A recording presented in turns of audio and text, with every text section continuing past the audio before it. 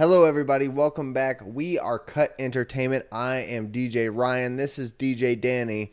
And today we are going to talk about tips for picking your perfect DJ. Yes, because there's no one right formula. It really depends on you and what you're looking for.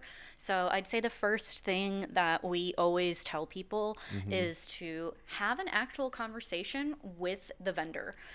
Go to them, whether they're at, an expo, set up a phone call, a video conference, do something where you can actually talk to them.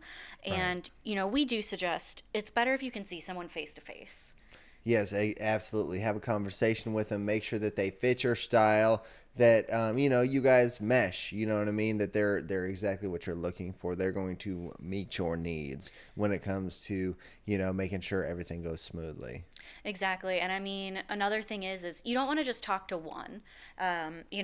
We'd love to be like, yeah, only talk to us and we're going to take your business and we'll do everything you need. But, it's important to always make sure you talk to more than one person and really make sure you're getting the right fit. We talk a lot about how we got really lucky. We didn't even meet our DJ before they went up for us and handled everything. And Right.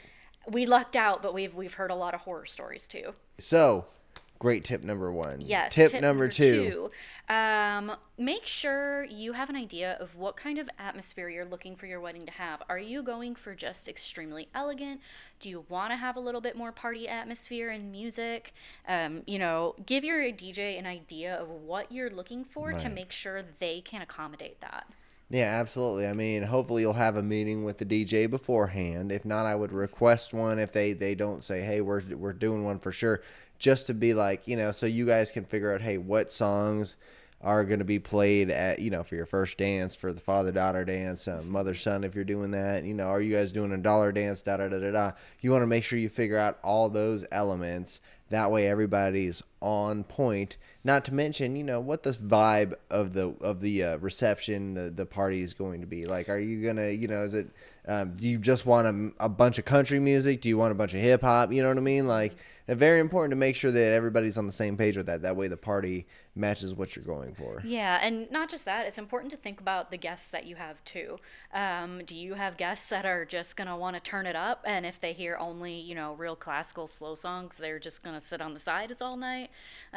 It's important to think about who's going to be at your wedding too, because that can change the whole night. Because you can say you want to have a big, giant party atmosphere, but you don't have a lot of partiers, so that party music is not going to be the right feel for your wedding and it might put some people off. Oh, absolutely, absolutely. Well, great number two tip. Tip number So, three. tip number three. So, one thing that I always think about that people seem surprised when we make sure we say we offer Hmm. is we have a completely separate clean library and we have a completely separate original Oh, library. nice. That way, there's no mixing, there's no chance for something to go wrong and grandma or the kids to hear something they're not supposed to hear. Or, you have those more sensitive guests who might be offended by music like that. Right, absolutely. Now, if you're like us, you don't care. You're just like, hey, let me hear all the dirty words. I. Yeah, most people, we don't run into that problem too often, but every now and then, Right. it's just important to make sure that that's not going to be a slip up that might hurt the feel of the night, slow things down a little bit, upset any of your family members. Right, because we don't Um, want mom coming over and be like, oh my God, they said the F word in that song. yeah. You know what I mean? That could be a problem. Yes. And then I know this is one that you like to have a good tip on is lighting. Lighting, yes, definitely. I would say, generally speaking, your DJ is going to provide some kind of event lighting, but I would say just kind of check in, see what they have, what they use, just to make sure that they have something that's going to fit what you're looking for. I mean, once again, if you're going for more of like a mellow, chill environment, you don't need dance party lights and stuff like that. But some people want that when it comes to their reception. You know what I mean? They want the whole party atmosphere and all that kind of stuff. Fog machines, Yeah, ask crazy them what lights, extras they lasers, have, all that. Yeah, absolutely. See what they got, see what they got going, see what they got as far as extras,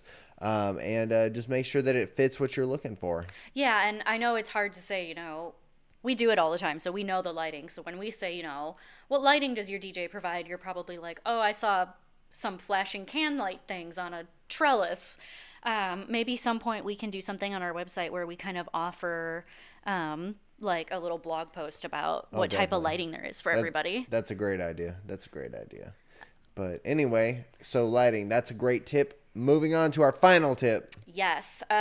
One thing that we always offer our clients, and a lot of DJs actually offer this, is can your DJ MC your event? And what that means is, can your DJ keep your timeline? Can they do all your announcements? Can they make sure your event is running smoothly? Some people will have event coordinators where, the DJ won't have to do that quite as much.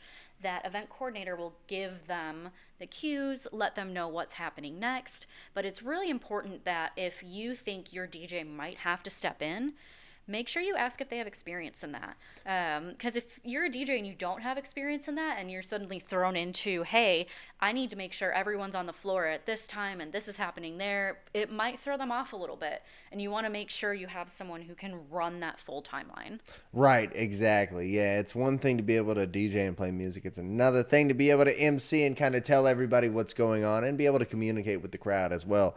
So that's something that's definitely worth checking into with whoever you hire as your DJ. Yeah. And once again, the MC portion of it's very important because they essentially control the entire event for you. That way, you don't have to do it, yourself. You're not having to worry about making announcements.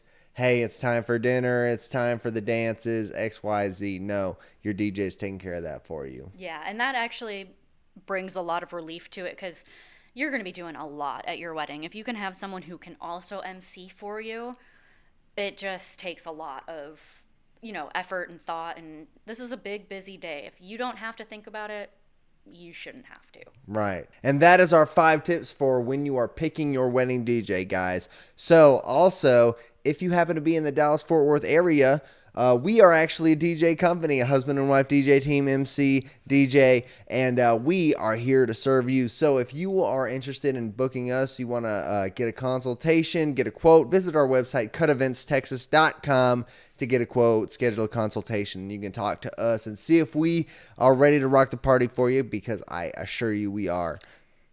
All right. Well, thanks, guys, so much. We love having you. This is Cut Entertainment, and we're here to spin your love story one beat at a time. That's right. We'll see you next time. See you next time.